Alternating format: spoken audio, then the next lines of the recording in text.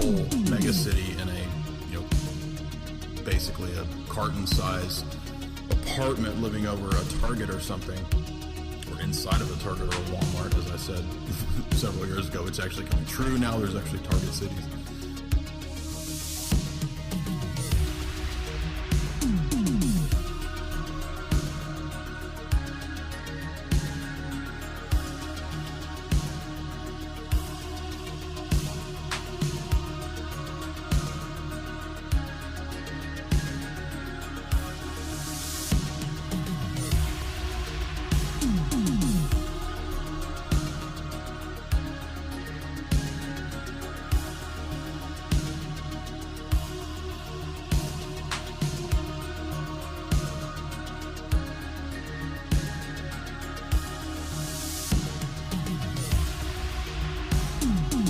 This is all part of the long-term globalist strategy. So, but to get there, you've got to have the constant clash, the constant alchemical blending and mixing and smashing together right out of Manichaeanism to produce the convergence, to produce the synthesis. And that's what's crucial in all this, and what is absolutely true from an alchemical, esoteric, philosophical, and geopolitical perspective, the fact the ruling elite seek to be post-human. jaysanalysis.com.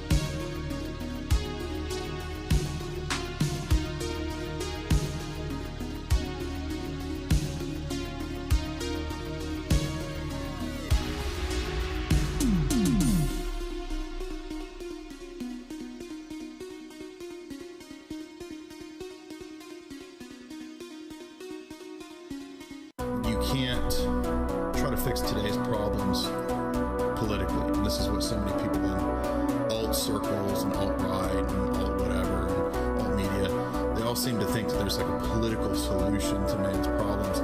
And really the whole of modernity is built on this neo-pagan concept of political salvation. And there is no political salvation for man, because man's problems are not essentially political, they're spiritual.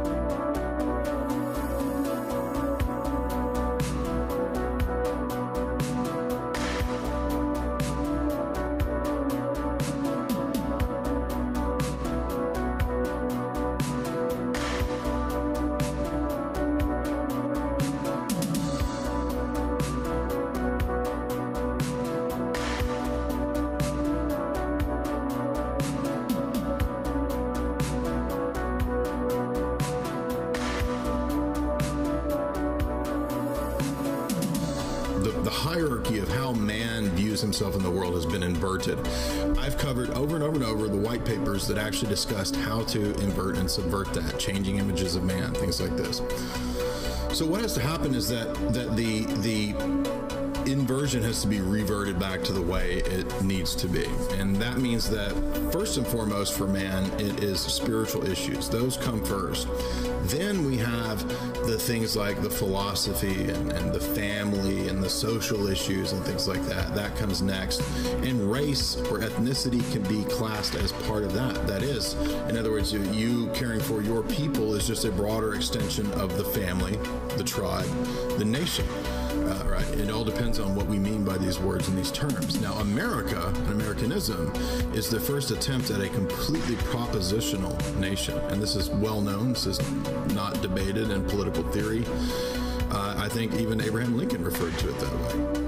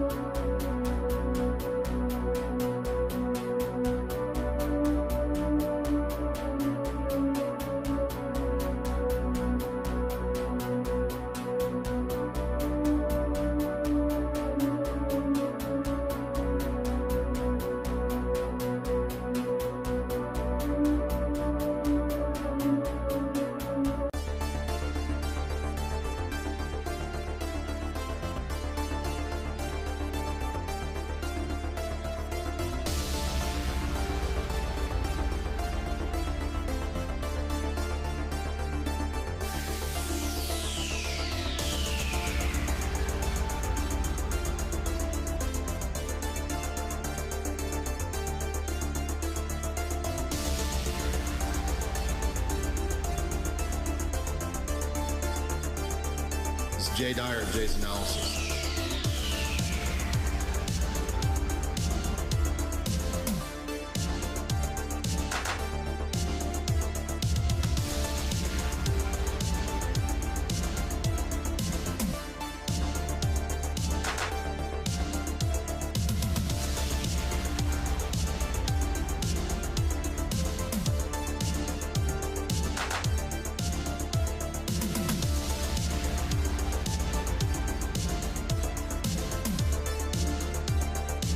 Jay Dyer of Jay's Analysis.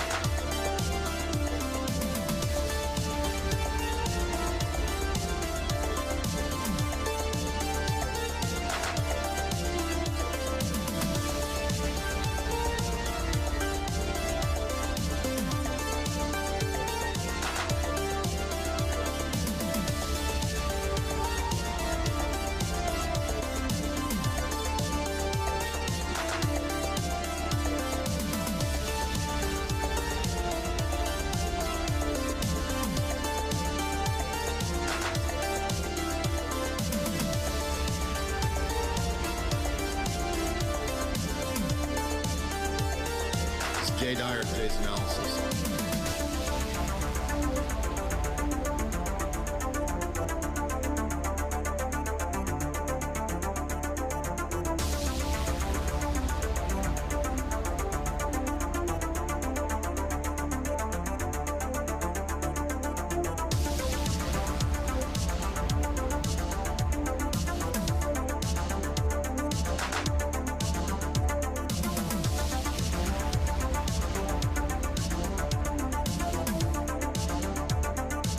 Jay Dyer's Jay's Analysis.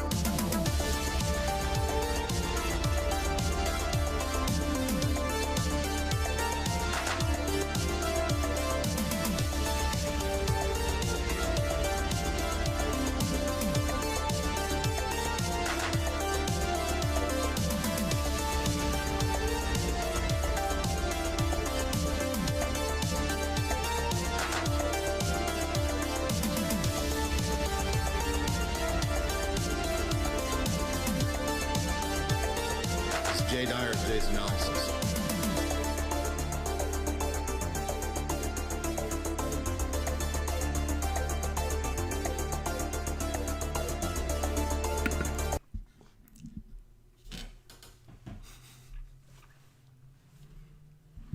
Is that too bright? It's fine with me. We have Agent Dana Skullshaw. Agent Jaina Skullshaw. And I didn't want to dress up like Fox Mulder. I just didn't feel like it. So I decided that I found the weirdest 90s shirt that Jamie got me. And it looks like Zach Morris ate Parker Lewis and vomited him up. Yeah. So that's what I have. I got the Scullyest outfit. Yeah, you do look 1993 Scully. I don't know if Scully would dare to even wear this shirt because it has embroider on it, and she's the plainest dresser on television, for sure. I'll leave that to you and the women to decide who has the correct Scully styles. Jamie Scully, Jaina Skullshaw. I like jelly. Jelly, peanut butter and jelly. Yeah. And I'm Jocks Dyer. I like, Dyer. Jocks Dyer. Yeah. All right. So, yes, it's been requested for a long time. And I've watched the X-Files through, I think, 3 or 4 times. So I'm very familiar with it, know it really well.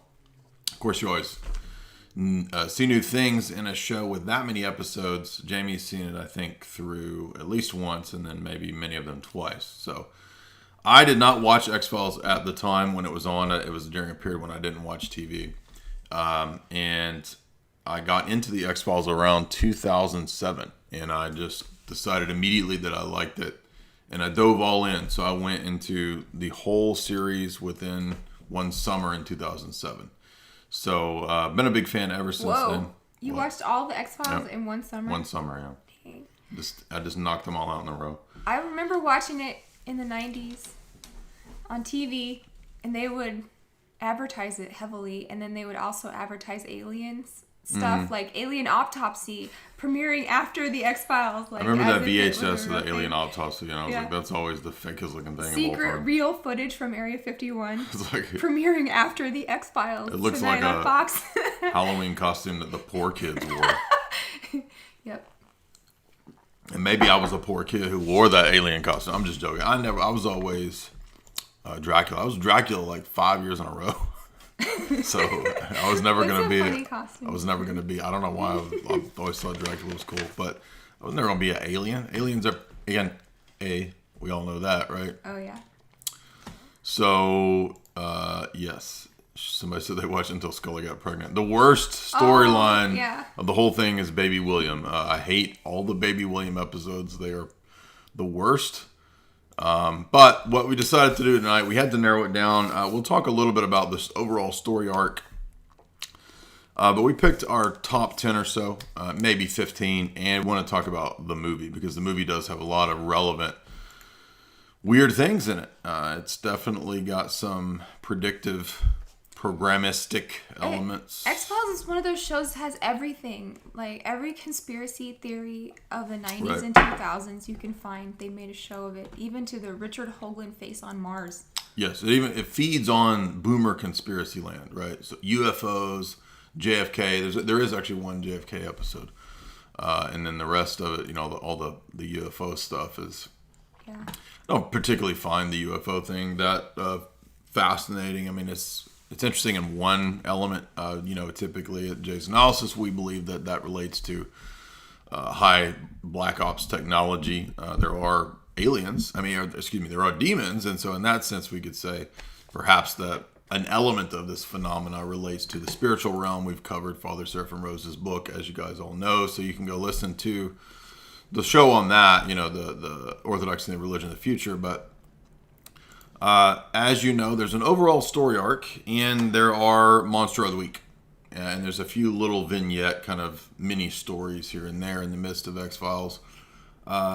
Just reflecting overall, I think it's one of the best shows that's ever been. Of course, I'm biased. I am interested in conspiracy topics, obviously, so it appeals to my predilections. But just from a entertainment standpoint, I think most people think it's a really well done show. And of course, Chris Carter, he made his bones with X-Files, and Vince Gilligan, of course, went on from X-Files to do Breaking Bad and other shows. So it's kind of did a lot for a lot of people here, more so maybe on the production and direction side of things, because even though David Duchovny did a lot of movies, he's done a lot of rom-coms, and he did Californication and stuff like that.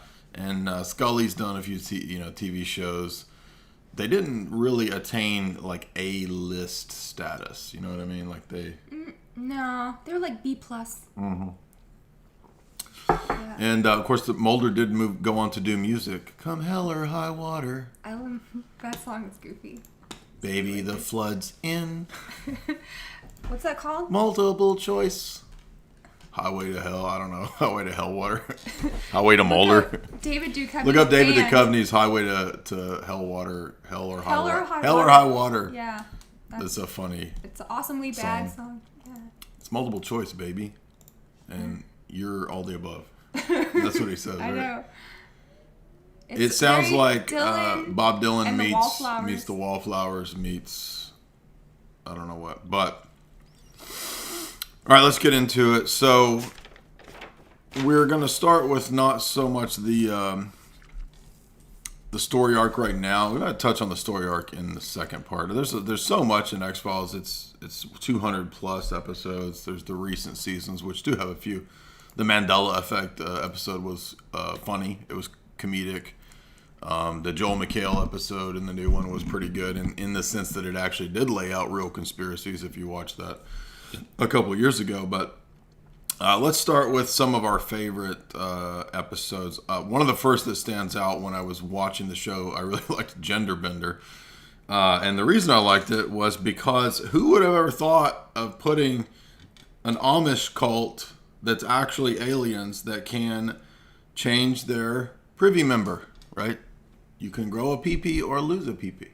And that's what this Amish alien cult is able to do. And they can also touch your right here and seduce you.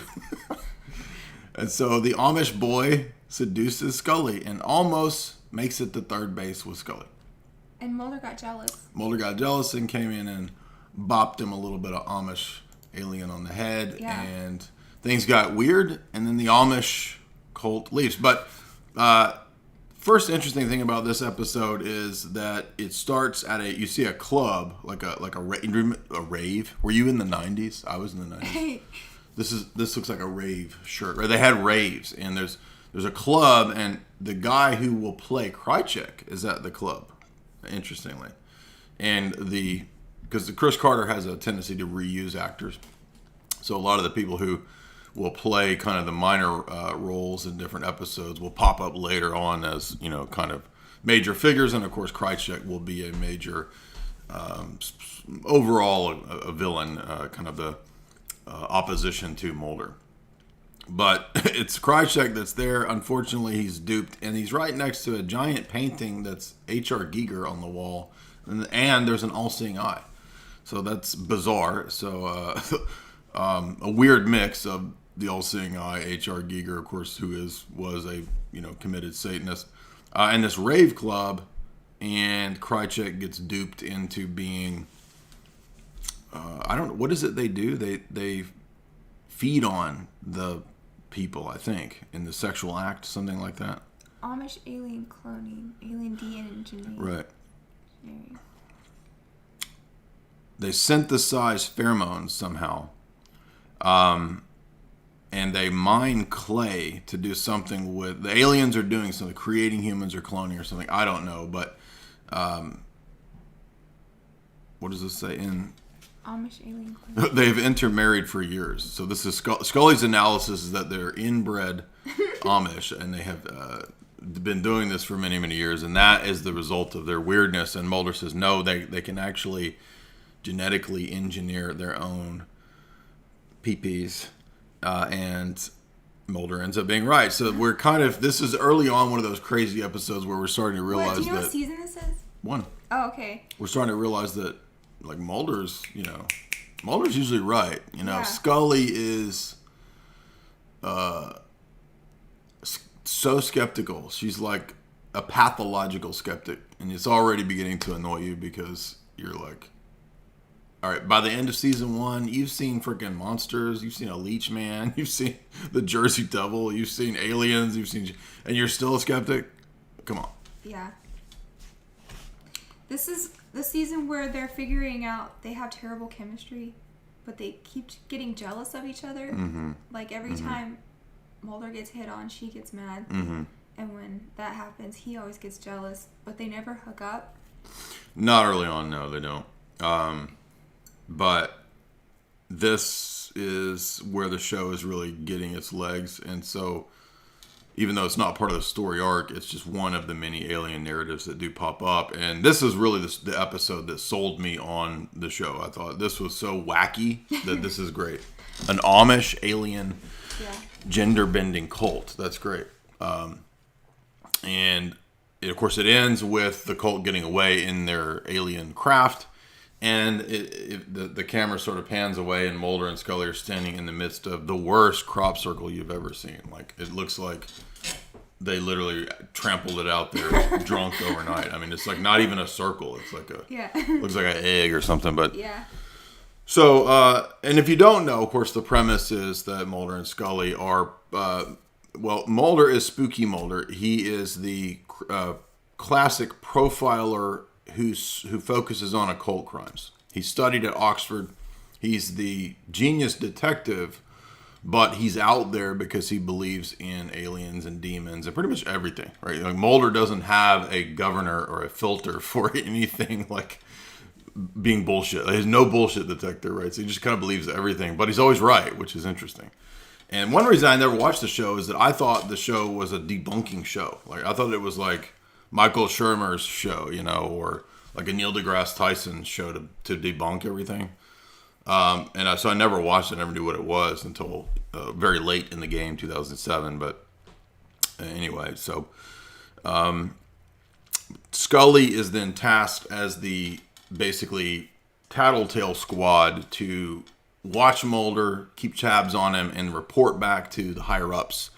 And that's the premise of the show. And it begins in the pilot with them going investigating an abduction situation, Billy Miles, and the guy being abducted, and they have to, kind of debate back and forth what's really going on with Billy Miles. Do you think her character's It's hot in here. based on the Jodie Foster Silence of the Lambs? What's that character? Clarice?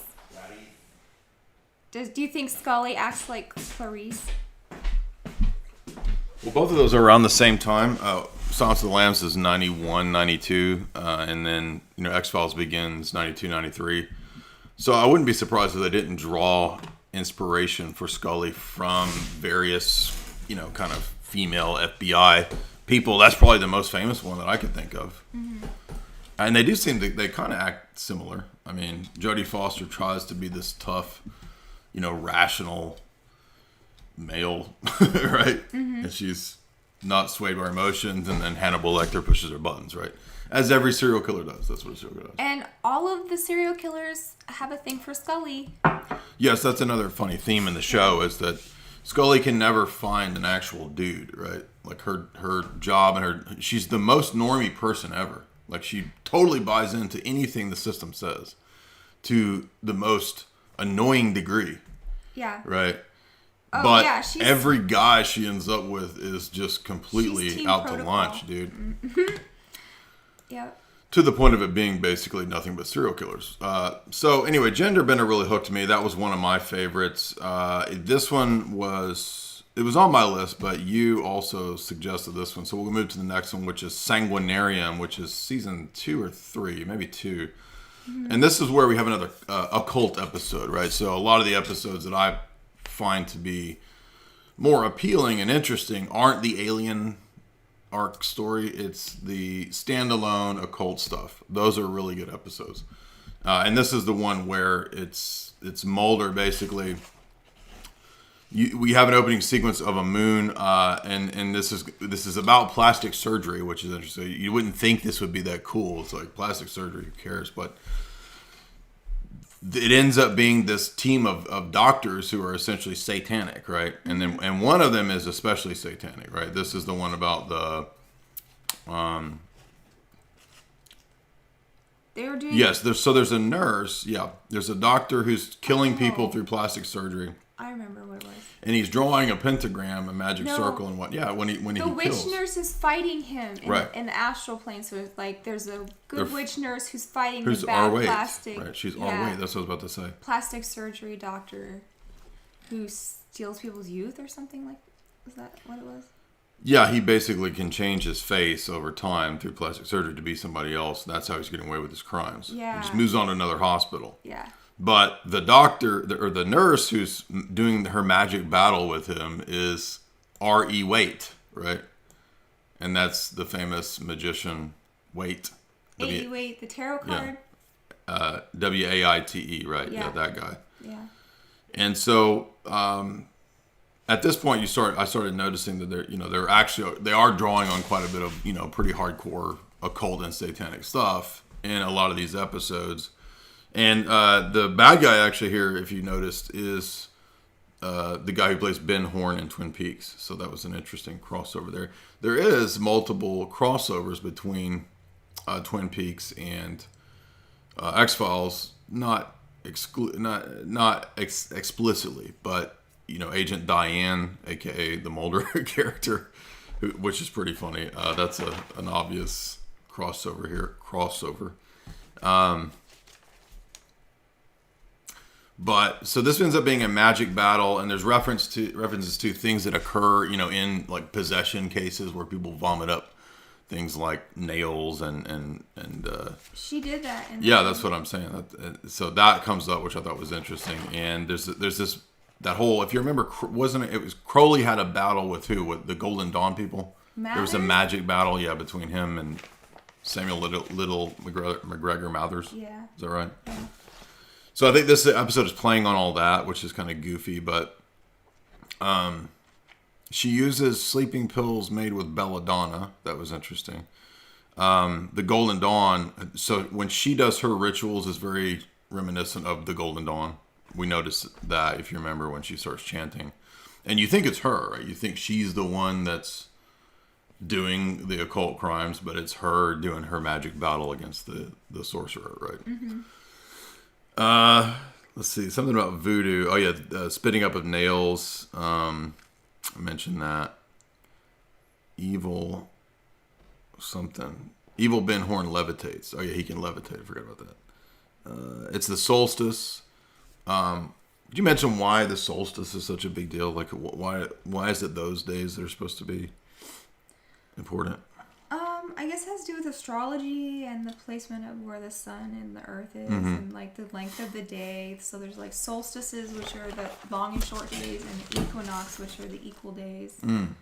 So it's astrological, right? But why? But I mean, is it the idea that you're channeling more power that day because it's a special day? Yeah, I think any kind of anomaly or something in astrology is looked at as some kind of auspicious time to do things. Who knows? So they say that it's Lammas. It's the High Witch's Sabbath. Mulder notes that on her calendar because the witch woman has it marked, the nurse. Yeah. So Mulder realizes that some big battle is coming that day. Mulder would believe in astrology. But do you remember written in blood was vanity of vanity? There was a quote from Ecclesiastes, vanity of vanities, all is vanity. Oh, yeah. And it was a vanity mirror, which was interesting. Because they're plastic surgeons. Exactly. And there was some kind of pharmaceutical scam going on. There's always like 2 or 3 things references to, hidden yes. in a show. I did have a note about Big Pharma. It even mentions pharmakia, Yeah. right, which is the Greek for the use of drugs and sorcery, which is mentioned in the New Testament, by the way. So he became... I can't read my notes. He became something. His sacrifices we make. He says we're like gods because the people that we work on, we make them in our own image. So it's this God delusion, right? This God complex that the plastic surgeon has, that he feels like he's like God. Yeah. All right, do you remember this one? This one's great. The next one, another cult episode that had a great twist that gets pretty deep into deep state level types of conspiracy, and this is called Red Museum. It also relates to veganism, vegetarian cults, and so there's an Osho element to this cult. Remember this? Is this the one where they all wear the turbans? So it's called We watched these over a year period to get all of them. I've watched them countless times, and this is the one that's called Red Museum. It starts out, you think it's going to be, okay, there's this cult, they're against eating meat, right? They're going to be the villains, and lo and behold, it's not. There is the teens in this city, the teenagers, are being experimented on. What is going on, right? And we think, the teens are involved in the cult's doing this. They wear these red turbans. They look like a worse version of Osho, or like a B-grade Osho. And they live in a barn, and they channel, I don't know, some Charlotte's Web. I don't know what they channel, but they channel some ridiculous stuff inside this barn. And creeper with vitamins on the wall. What does that mean? It's in the wall. Oh, it's VHS. That's right. So one of the teenagers' houses has a peephole in the bathroom, and a creeper has been in there, on the other side of the wall, with a gigantic room full of VHSs filming them. And you think, it's a pedo creeper, right? This is kind of what Mulder thinks initially. And so now you're starting to think, well, it's not the cult. It's like a bunch of pedo people that are doing weird things to the teens. And that's not what it is. Because we come to find out that the kids that disappear in the woods, they come walking out with, he's one of them written on their back, right? She's one of them, he's one of them. They walk out of the woods in their whitey-tighties, right?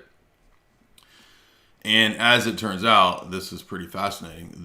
There's a connection between the cows and the cattle farming that's going on in this city.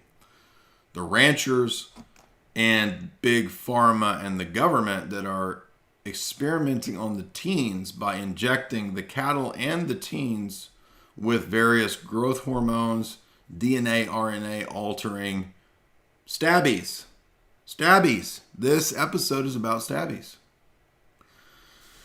Now, at the same time as Mulder's kind of figuring that out, they also go and investigate this cult, which the town thinks is behind the teenagers being lost in the woods and mind controlled.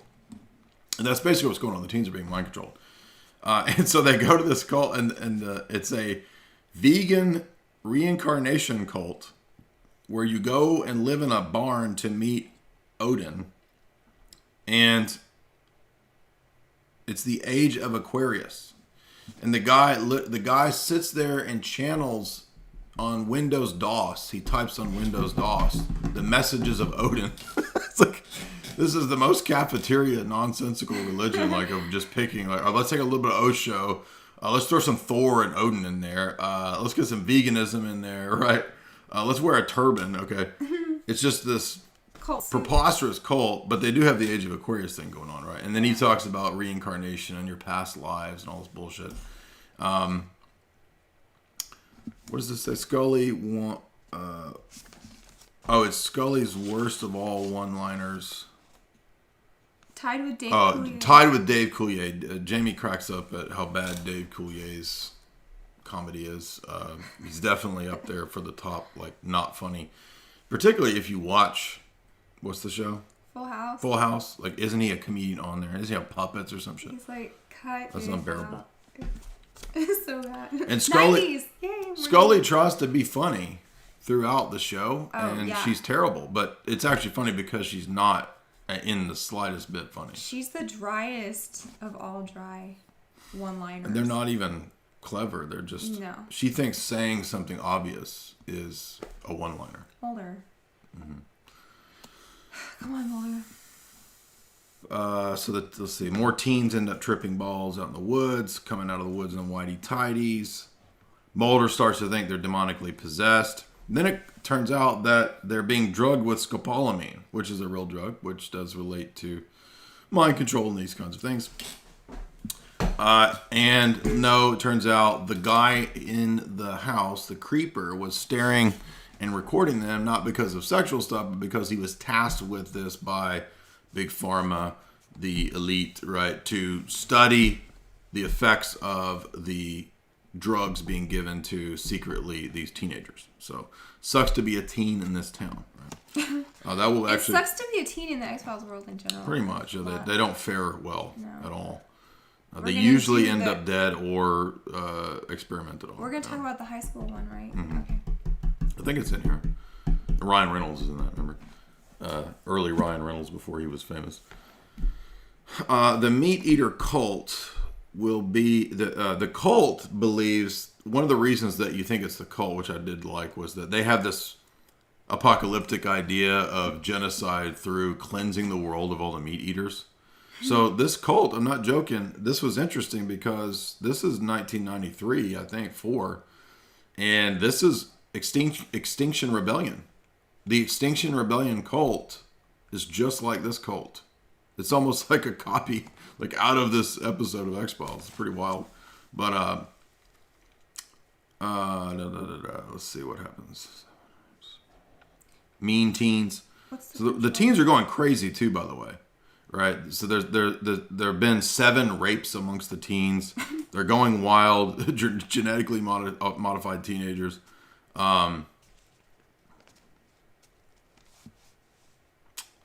And it turns out that, yes, this was a gigantic experiment on local teens. So it sucks to be a local teen. But one of the best X-Files, for sure, in my view. I always enjoy rewatching that one.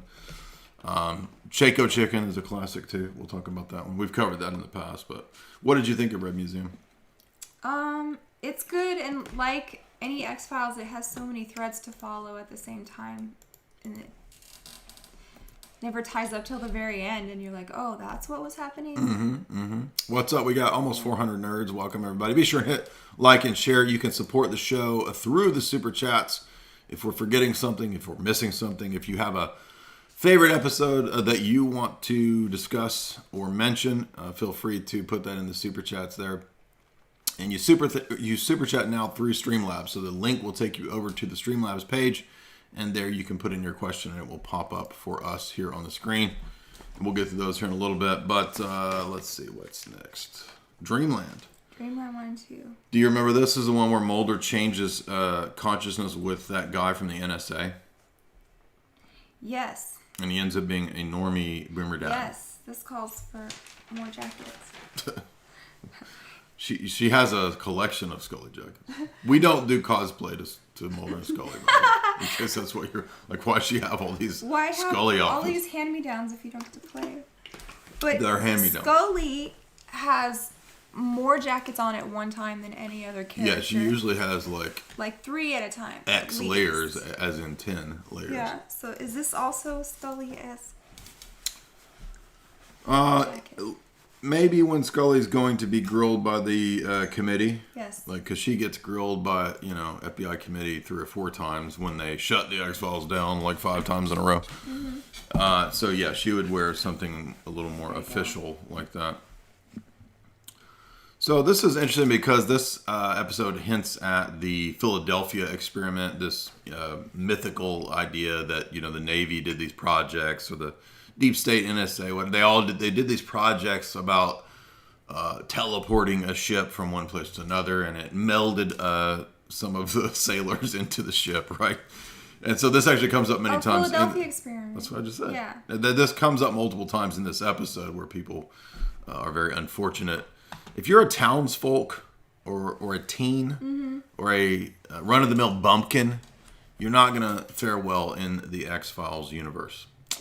You're going to be experimented on. You're going to be taken, killed, eaten, ground up into food. Probably the worst possible ways to go. Right? If you're local law enforcement, you are inept. A buffoon. Yes. Right. This is another interesting propaganda element of the show, which is that there's nobody in local law enforcement except one episode. There's one local cop one time who just BTFOs Scully. It's pretty funny, and he just silences her, right? Like, he shuts her down every time she opens her mouth. That's the one instance where Scully is actually upstaged by the local buffoonery, right? Yeah. In the X-Files world, you can expect, like, the sheriff to be in on it, maybe, or a monster. Or just an idiot. Yeah. And especially if you're in the South. But that's typical, or the TV has always portrayed, like, everybody from the South is just completely stupid. We can't do anything. We don't know anything. And anybody from the city is sophisticated, right? Like, we are not sophisticated, but I dare say that a lot of people who live in the city nowadays probably wish that they didn't live in the city, right? People in the country look like the Great Mutato. Right. That will be in a crowd favorite. Worship sheriff. Crowd favorite episode, Postmodern Prometheus. But yes. So we have here, it's Area 51, extraterrestrial technology, supposedly. It's an alien version of Freaky Friday, right? Where Mulder accidentally switches consciousness with this boring boomer deep state guy.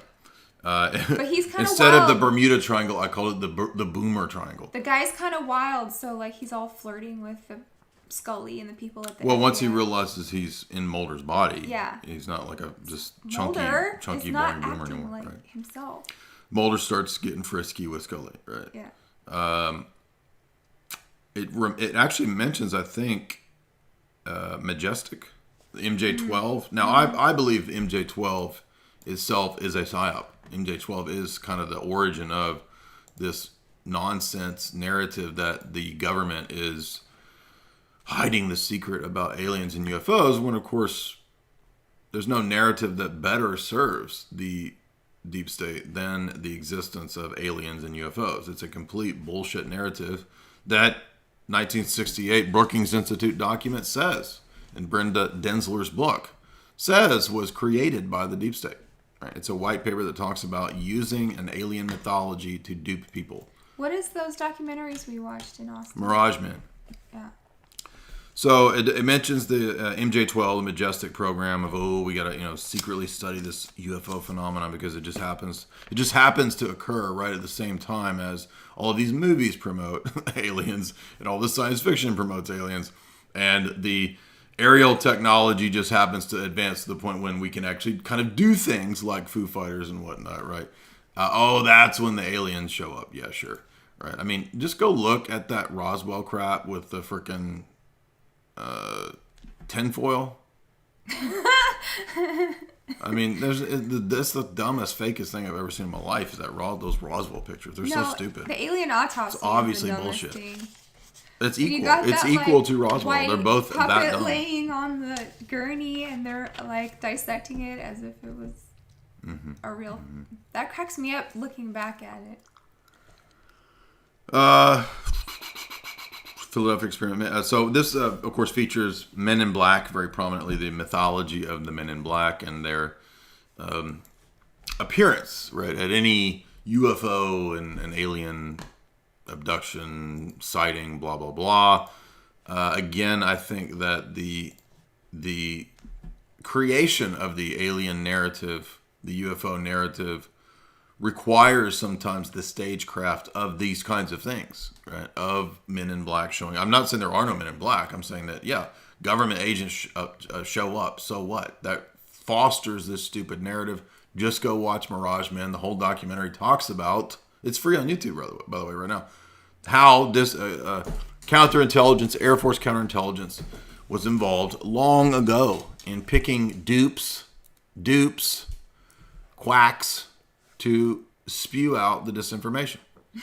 They just profile and find some idiot who believes in all this nonsense. They feed him a bunch of disinfo, and they don't even know any better. Right. And let them loose on a conference. They just let them loose at the alien conferences. And one of the disinformation guys is like this veteran guy who's, retired. He's like, I go to every conference. Everybody knows that I work for Air Force counterintelligence as disinfo.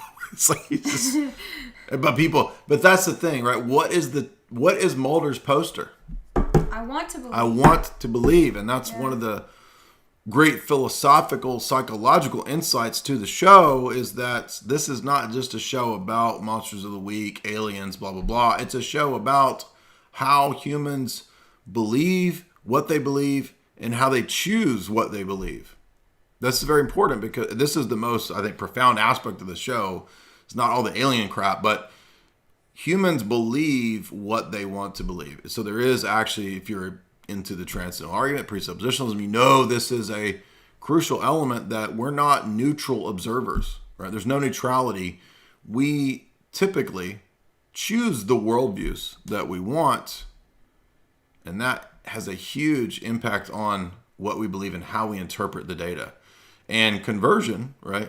Understanding the biblical worldview, for example, that requires a completely new paradigm. It shifts and reorients the paradigm to where you read and interpret the data of your life and your experience in a different way, through a different lens. So that's partly what the X-Files is about. You see, Scully, as a skeptic, wants to believe in scientism just as much as Mulder wants to believe in these dumb aliens. Good point. That's the point of the show. Yeah. We got 400 people. 406. Welcome, everybody. Happy New Year.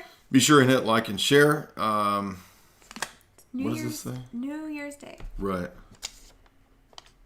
Anyway, I can't tell what this is. But a couple of other interesting things in this episode is that the NSA guy says something like Saddam Hussein, oh yes, he's an actor. Oh yeah. Which is because Saddam actually was trained by the CIA and was useful until he was no longer useful, right? So they had to dispense of Saddam. But that's declassified, well known now that Saddam formerly used to work for the CIA before he was installed there. The black mailbox shows up, which apparently is a real thing out in Alamo, Nevada. The black mailbox, which is this reported, famous mailbox near UFO crap or whatever. I don't care anything about this stuff, so I would never. Although I did think it would be fun to go storm Area 51. I wish people had done that. What happened with that? Nothing. They ran at it, and the Air Force nuked them all. Everyone loves aliens. They ran in the Naruto style, and they got nuked. Let's see. I don't know what that.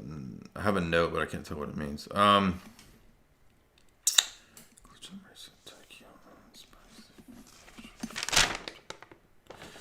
So there's not.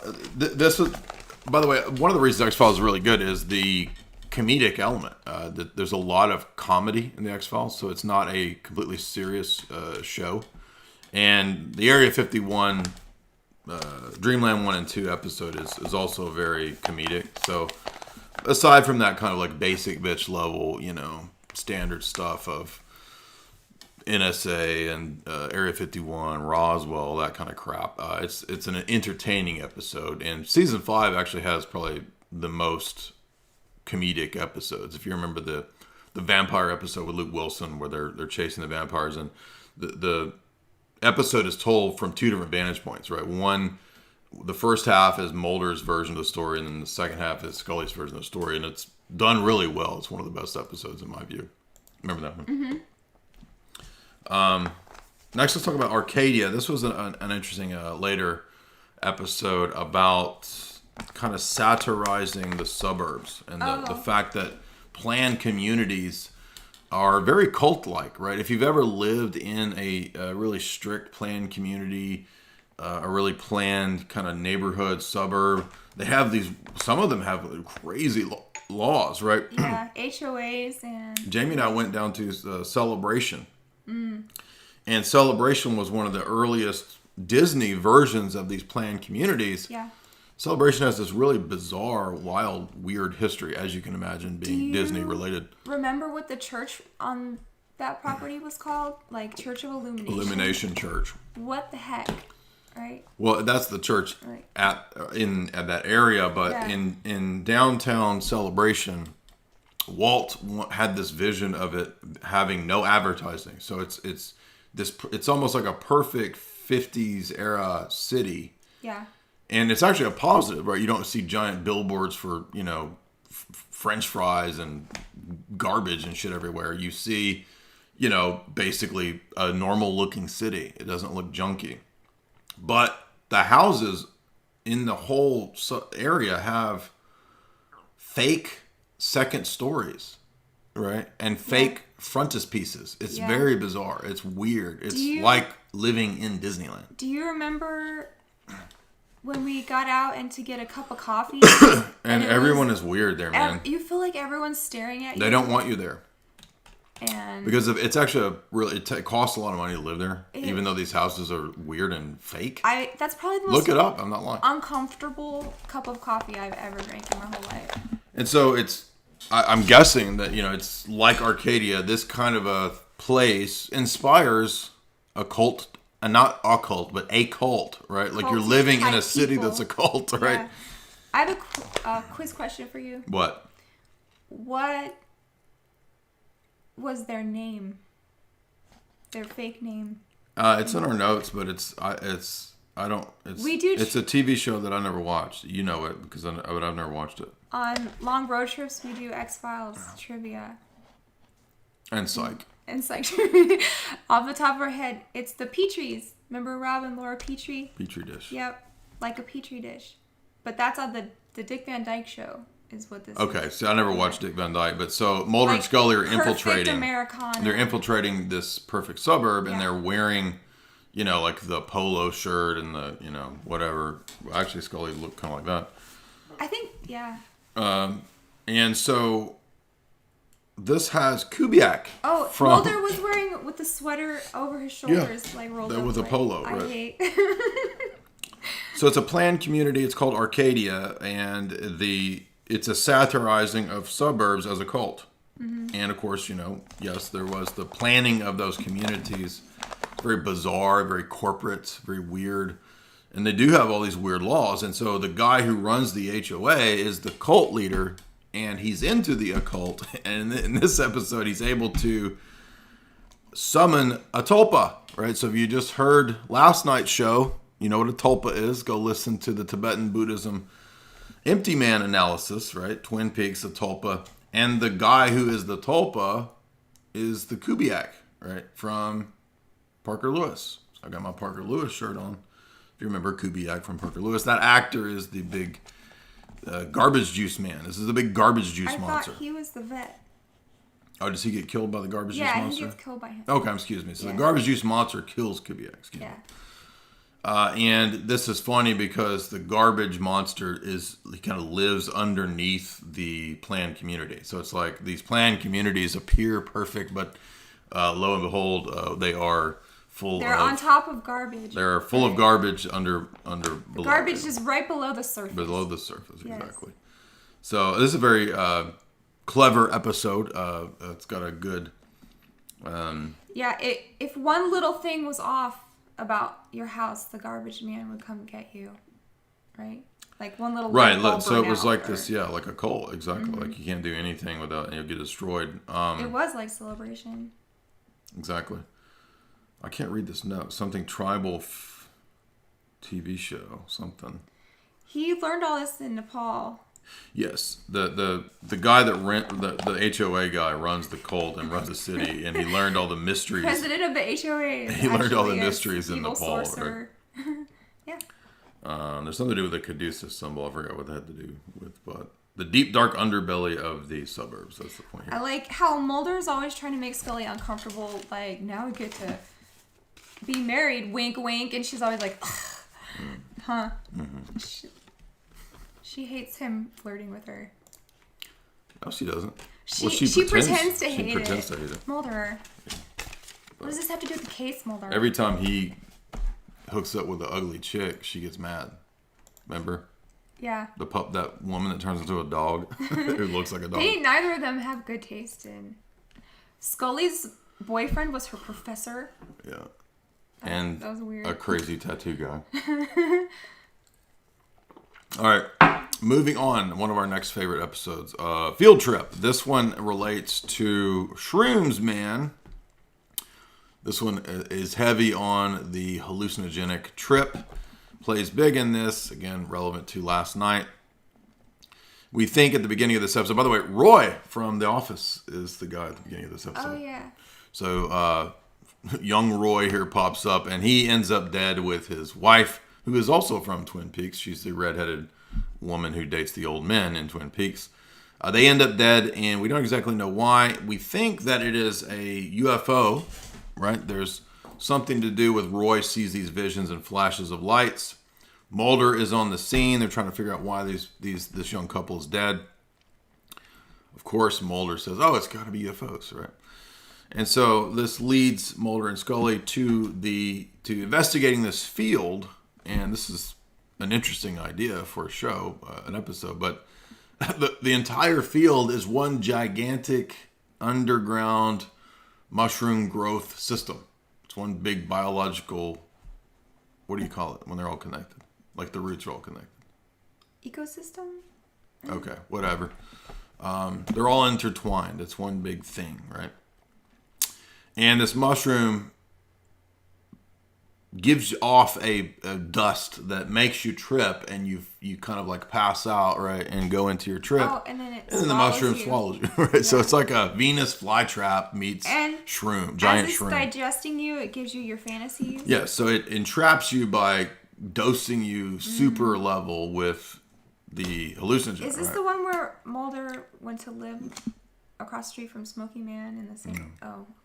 No, this is where they each have their own trip and they have to come out of it. Oh. And remember, Scully goes to Mulder's funeral, right? Okay. And she's arguing with the lone gunman that this is not right. What's this the one isn't where real. his whole life flashes before his eyes? It's one of the other. Oh. That's one of the story arc episodes. Shrooms are not making them woke. That's interesting. Yeah, in this episode, the shrooms do not give you enlightenment, right? They trap you in your own personal hell and kill you. And I love that there's this Inception element to this episode where you think that they're awake and they go and they talk to Skinner and they're explaining to Skinner what went down. And then Mulder's like, "This isn't real," right? And he takes out the gun and shoots Skinner. Mm-hmm. And that's what wakes them up finally. Oh, yeah. Because they're still in the trip. Yeah. It's like the Matrix, right? So there's some interesting allusions to, Tim Leary in the 60s and all that. But the reason this episode is good is because of that kind of Inception element. It's not about UFOs or aliens. It's an intense trip, hence the term field trip. They're getting eaten by Nickelodeon green goo. gas. Exactly. We did Fresh Bones when we did the TV show. So if you're not seeing my TV show, Hollywood Decoded, you can go and watch the episode where we did. We might mention this a little bit, but we won't redo that because there's a whole episode that Jay Widener and I did in the TV show on that.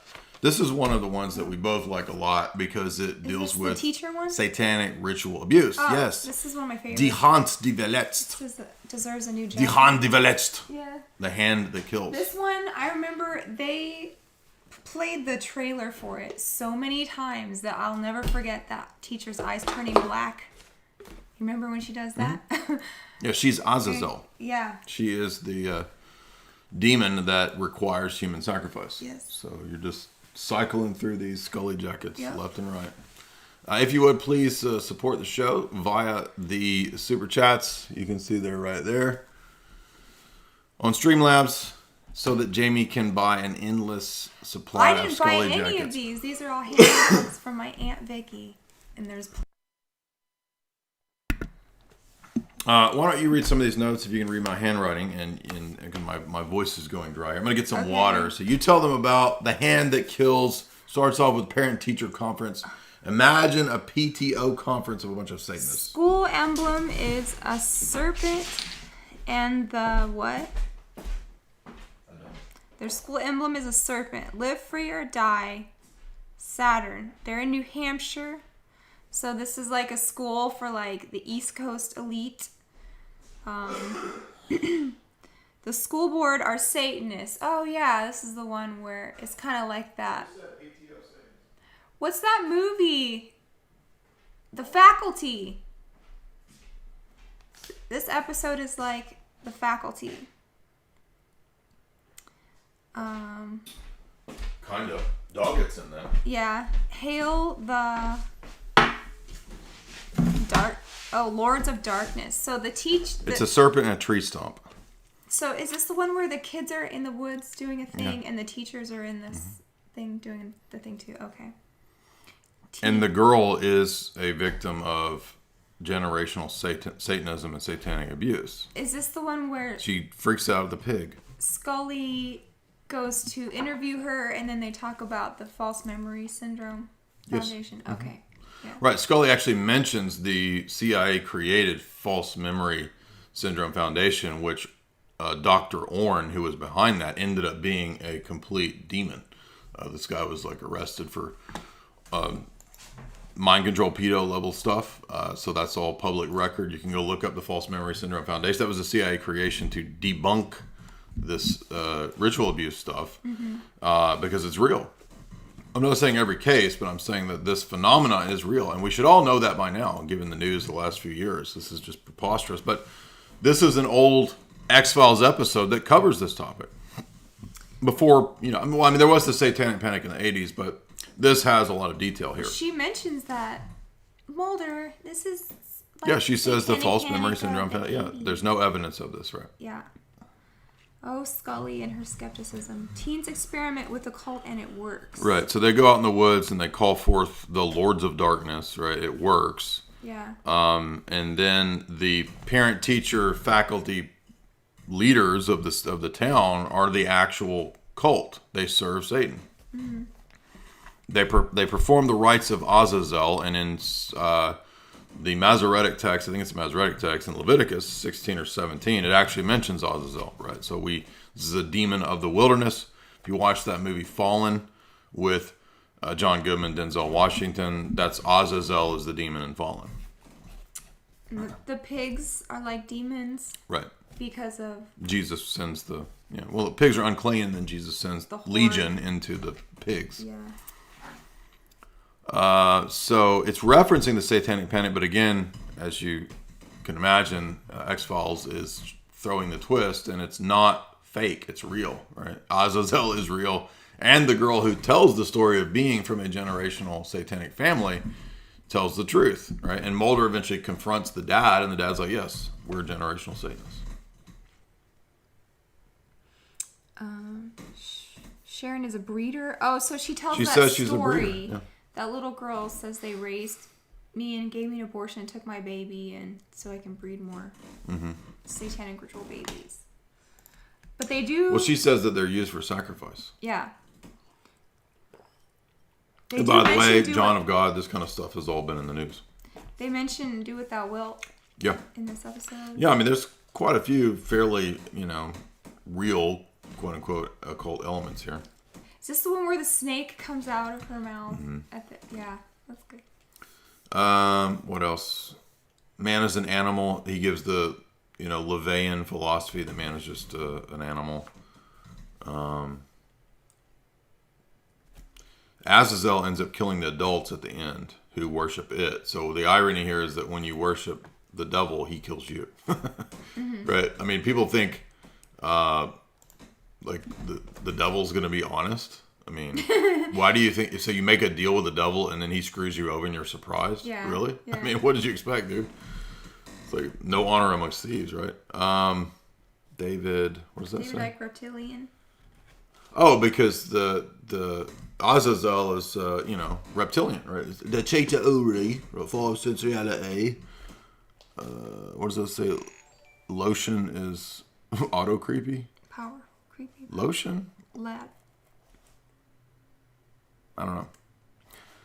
If you watch movies in the dark as you're supposed to, it's very difficult to take notes. And so I can never read my notes. I don't even know what I was thinking. Latin. Oh, yes. Oh, yeah. Latin is magical and superstitiously powerful, right? So there's something magical about Latin, right? Which is weird because the episode is in German. Die Hand die verletzt. The hand that kills. And then they... there's this Germanic element, but then they do the rites and they chant in Latin. Is it the hand that rocks? No, it's the hand that kills, I think. Oh. Die Hand die verletzt, the hand that kills. I had 2 years of German in college. I think that's right. Does anybody remember, isn't Die Hand die verletzt German for the hand that kills?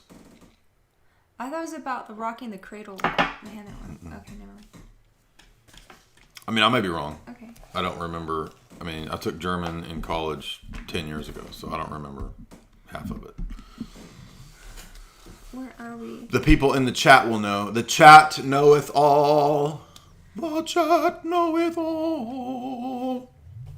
See, if you chant it, it's creepy.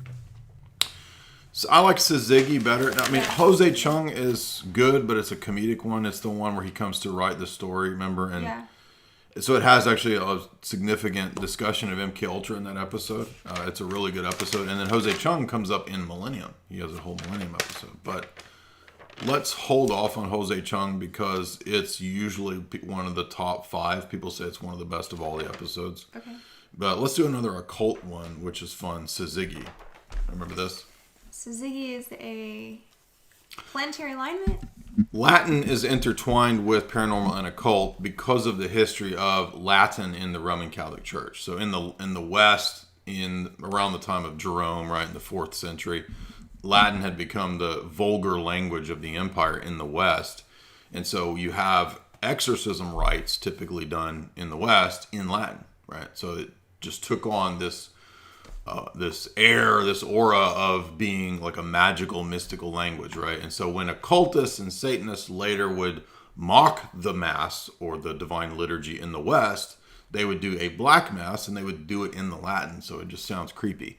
There's no magical language, right? Like it's doing... Except for Enochian. Right.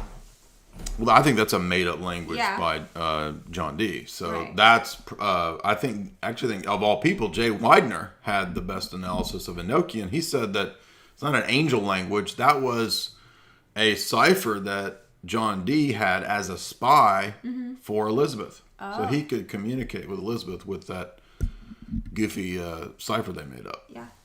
Anyway, where are we at? Syzygy. This is a three bodies aligned? Something, yeah. Yeah. Or the moon and it's like 2 major bodies, including the moon, right? Moon and sun or something. So is this the one with the 2 girls who are fighting? The high school bitch queens, goth girls. Yeah. Right? Who basically just suddenly turn evil. Like they're just normal cheerleaders who suddenly turn into like demon goth bitches overnight. Yeah. And it's because of this alignment. So known as a Syzygy. What is the crime, do you remember, that brings them there? So it begins with young Ryan Reynolds, who is lured into the woods, and Ryan Reynolds thinks he's gonna get lucky, and he ends up dead. And the girls are there. He loves me not. He loves me me not. Oh, right. Okay. So we don't know how or why these girls have murdered young Ryan Reynolds, but they have, and they're suspect, but there's no evidence, right? And so then more and more murders and ritual crimes start happening. Weird things start happening, and it's all because of this weird planetary alignment, even to the point that Mulder starts going crazy. Oh, yeah. Scully starts acting weird. Everybody starts acting weird the way that, nurses and doctors describe, or cops describe, full moons. Yeah. They say everybody goes crazy on full moons. I don't know why. Yeah. The hand that hurts. Die Hand die verletzt.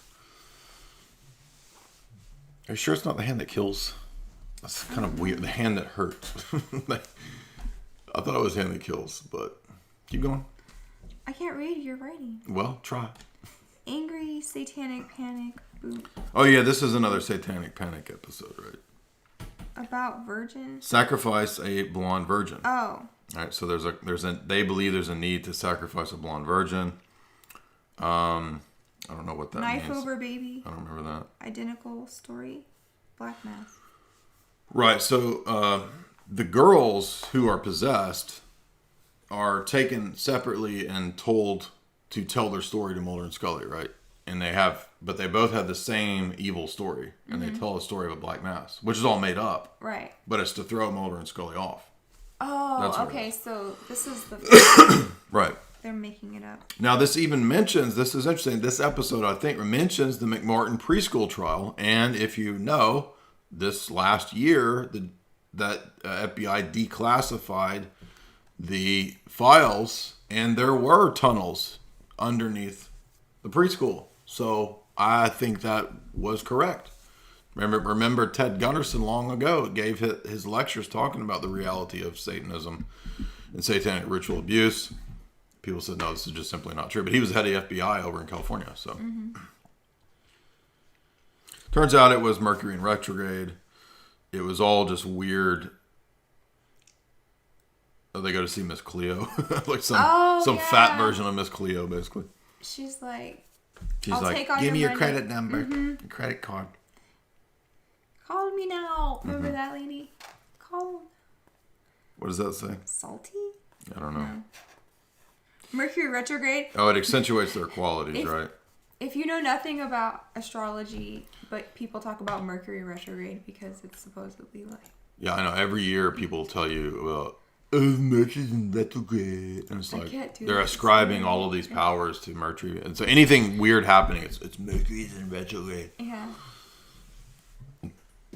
Let's see. The irrational mob wants to... It's a satanic panic, or they want to kill... What's the bats? I don't remember. Oh. Frogs fall out of the sky, though. Remember that? Oh. Keystone cops go crazy. Every time Mulder is changing the channel, it doesn't change. It goes to Keystone Cops. Oh, yeah. That's Benny Hill. Because that's crazy. Yeah. Everything's going crazy. Oh. And what's funny is that the cops themselves go crazy at the end when they face off against the girls, just like the Keystone Cops. And then the planets go out of alignment and everything goes back to normal, like that. They start being... If you don't know what Keystone Cop thing is, you'll know when you hear it, because it's like... It's this old-ass, One of the things he had brought from the French colonies that had...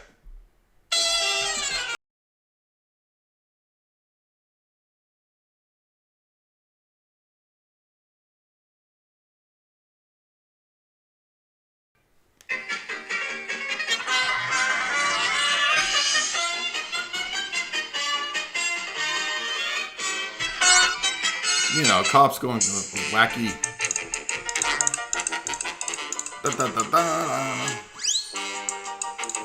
This thing. I didn't know what it was, but it makes sense. That's before my time. What are you doing now? We'll say Brand X and Jose Chung. Those are good ones. Okay. What's that? Millennium? Yes. Now, this is Ascension Millennium. Ooh. Welcome to the... Have you heard Corey Feldman's song, Ascension Millennium? It's funny. Got Donnie Darko's dad. This is interesting because will lead to the Millennium show. So X-Files has two spinoffs, as you know, Lone Gunman and Millennium. Millennium is the other spinoff, lasted longer. It lasted 3 seasons, right? Lone Gunman was only 1 season. But Lone Gunman predicted a lot of things. Yes. As you may know, the pilot, the Big 9 event is predicted, right? Yeah. And also the Millennium predicts and deals with quite a bit as well. And if you didn't see my Millennium essay I just wrote last week, an analysis, just one, 3 or 4 page essay overall of the 3 seasons of Millennium. So check that out if you missed that. We didn't do a full TV show or a full episode on it. We could, right? I mean, it's 3 seasons of a show. There's a ton there. A lot of serial killer. Millennium goes from being chasing the serial killer, Silence of the Lambs type stuff in season 1, Colts and Crowley, to global conspiracy and weird stuff, mind control in season 2, and then season 3 wraps it up with global conspiracy, mind control. I'll leave it at that. I'm not going to tell you exactly what's going on, but it's interestingly relevant to events in 2020 and 2021. But let's talk about Millennium, which is the episode of X-Files that spawns the TV show Millennium with Frank Black, right? Mm-hmm. Lance Henriksen, of course, is the grizzled... he's Mulder before Mulder, right? He's Mulder back in the day. Grizzled, traumatized, cannot smile and have fun, right? The killer is insane. The killer believes he is both evil and good at once. Yes. He both hates himself and loves himself at the same time. He's expressing this love and hate by skinning his victims and wearing their faces. Right? Yeah. It's like that's all. It's all. In fact, Frank does that so much that there's an episode of Millennium in season 3 that satirizes Frank doing that, which is pretty funny. But so in this episode, Donnie Darko's dad, the dude that plays Donnie Darko's dad, is a former FBI guy who has started his own cult, and we find out that this cult is a cult of the resurrection that's involved in ritual magic. They believe they can resurrect people like a voodoo level resurrection. They pour a magic circle, stand in it, chant whatever. They recite, "I am the death, I am the resurrection and the life. He that believeth in me, though he die, yet shall he live." They chant this over and over and over. It's necromancy, right? So this guy is the necromancer. Frank Black, because he is throughout his whole show and then interacting with the Millennium Club, which is essentially the Illuminati, we'll say, to make it easy. That's what it becomes in seasons 2 and 3. Frank has to be the point man for Mulder and Scully to explain this cult to them, and why there was a schism from the Illuminati Millennium Club to this group of people that think they're going to bring about the end times. They're going to immanentize the eschaton. They're going to do like a Crowley Babylon working to bring the end times. Go ahead. Let's see. They make a magic salt circle. Yeah, we covered that. And it's 4 guys from the FBI, right? And this is what we see. This is where they introduce the Ouroboros, right? Which is the symbol of the Millennium Club. It's the symbol of the TV show Millennium. This is 1999. Get up and talk about Millennium. So, like, remember Y2K? How everybody was going crazy about. Yeah, well, my theory is that Y2K happened in 2020, so now everything really did go crazy. Yeah. It's Christmas. They do a circle drawn in goat's blood. Who is Jamie Dyer? My wife. That's who. What do you think? Keep going. That's me. Ritual desecration. Oh, remember he was a taxidermy guy? Scully. Do you not remember the episode? Scully repents the failure to really be.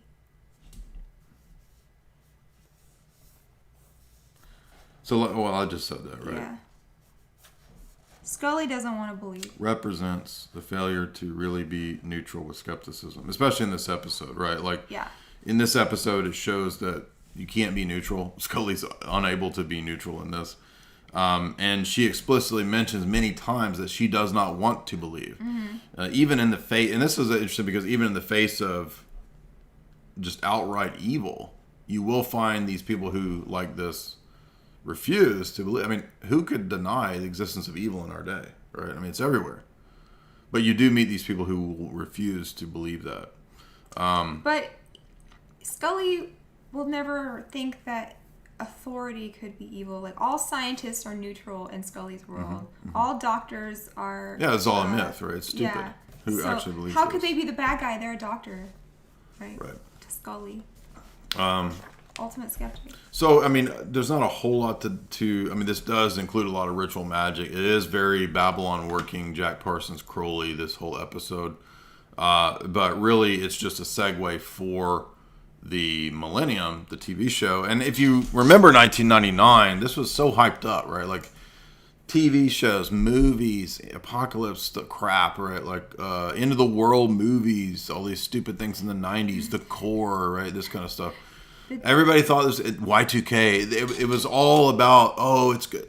As if just because it's the year 2000. I mean, it was all nonsense. Nothing happened. Mm-hmm. I was there. Although something happened in 2001, which is in a way apocalyptic, but not in the way people thought, right? Mm-hmm. There was no Terrence McKenna 2012 type of crap going down. in 2000. But the show Millennium does accurately represent the esoteric kind of attitude that many cults do have a fixation on millennialism. And millennialism in Orthodoxy is condemned in the sense of premillennialism, right? You can't believe in a literal 1,000-year millennium. Condemned, I think, at Constantinople 1. The millennium is the entire church era, right? It's a spiritual reality. It's not a literal 1,000 years. It's the reality that Christ brought when he set up the kingdom. So because cults, as you can imagine, diverge from true, proper exegesis and understanding of the scriptures, they come up with their own idiotic interpretations. One of them being millennialism. All the cults love millennial. There's nothing better than, if you want your cult to be successful, put in a heavy dose, sprinkle it up with end times crap and BS, right? Mm-hmm. It works wonders. Now, that doesn't mean there's not a true end times teaching, but none of these cults have it, I assure you that. Go on TBN. And especially, this is interesting, not just the TBN Paul Crouch types or John Hagee. John Hagee's blood moons. The occultists love end times crap.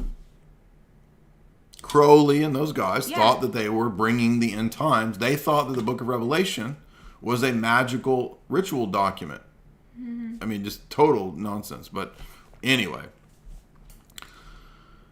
where are we at? Anyway, so Millennium is, if you're looking for an interesting, fun, cheesy, but also at times engaging 90s show, and you like X-Files, I do recommend Millennium. Millennium is different from X-Files, though. So, although they oddly take place in the same universe. But anyway. What's up? This one is interesting because it is explicit Gnosticism. Let's see what else we got. Do we want to go directly to that? You just say something. How many have we done? I know.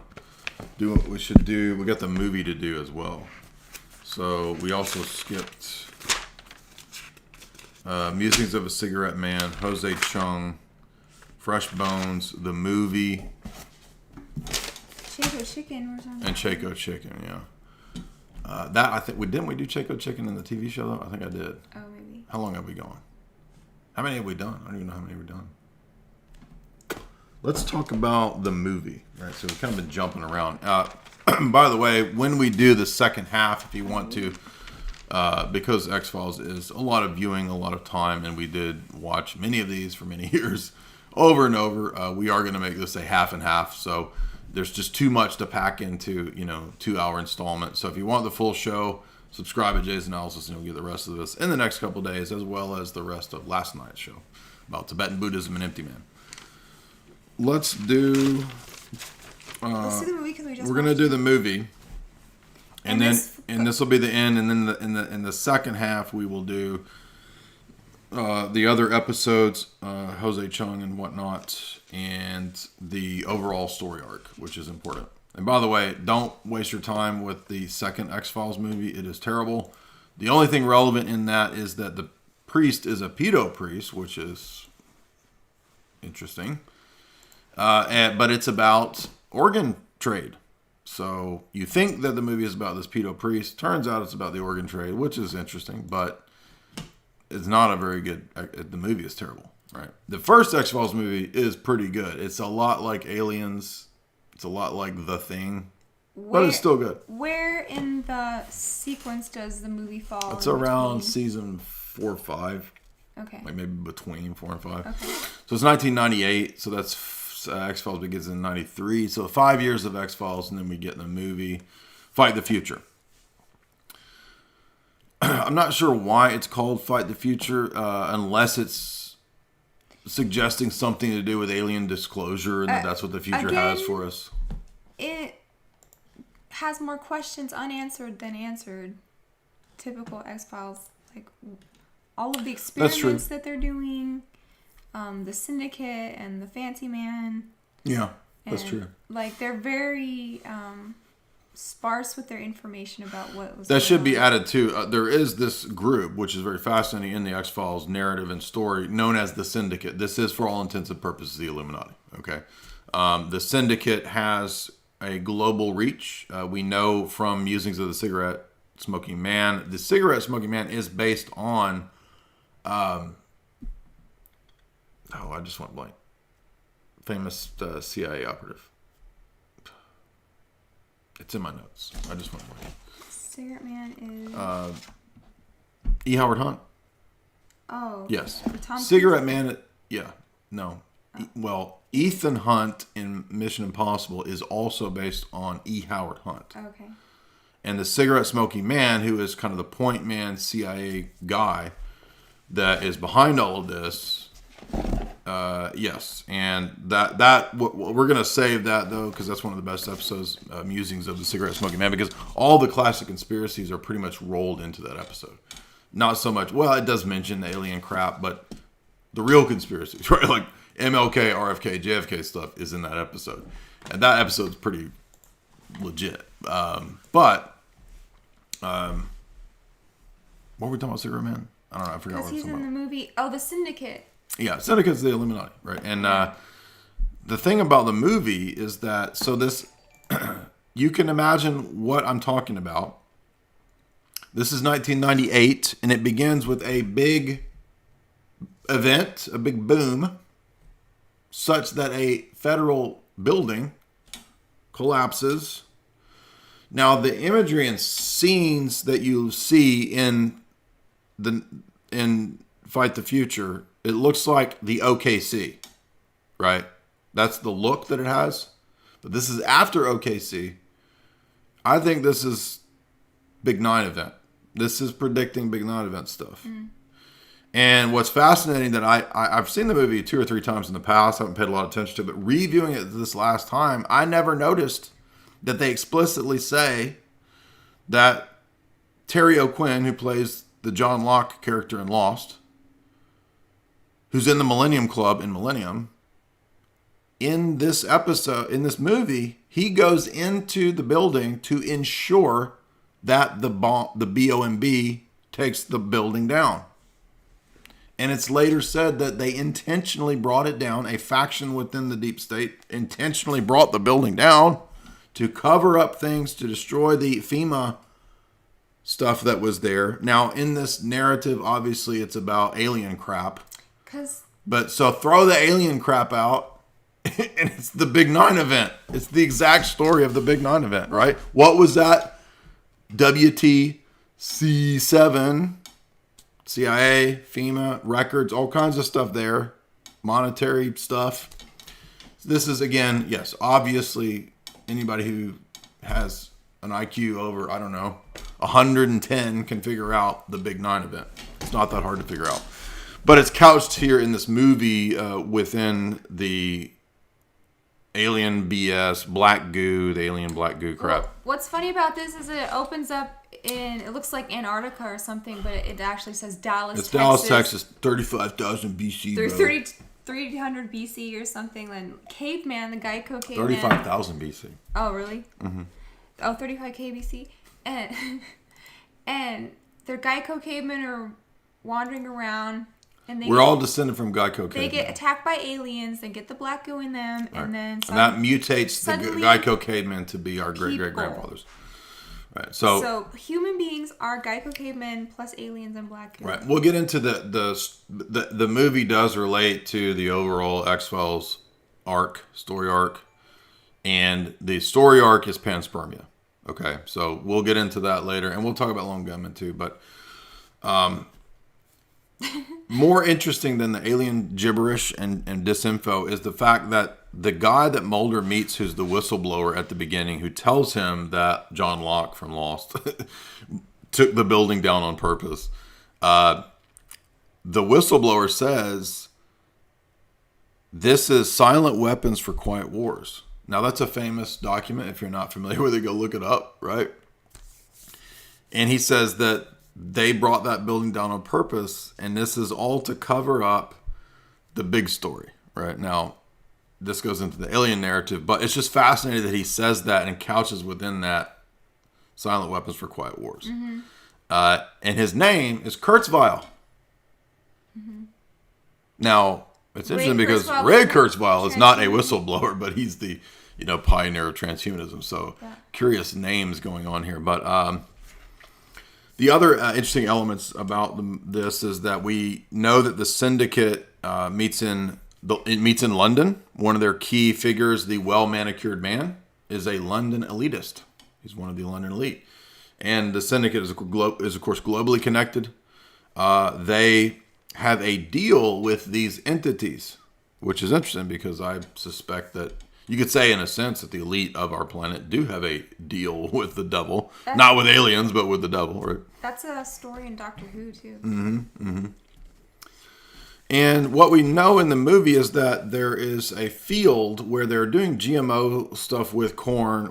There's corn is the cover for the bees, and the bees are going to be related to an alien virus that's going to let loose, and the virus is going to wipe the planet, depopulate it, right? And only the elite will have access to the stabby that will save you. And that's being done through genetic modification. The aliens want to GMO a super virus to spread through bees and corn. I don't exactly know how the virus spreads. I don't get it. Or it's the black goo. This is really confusing, but that's the purpose, is to kill everybody, basically. For the aliens to come? Yes. Have it? Okay. Right. So the aliens are going to have a small number of humans who are the chosen to be their slaves.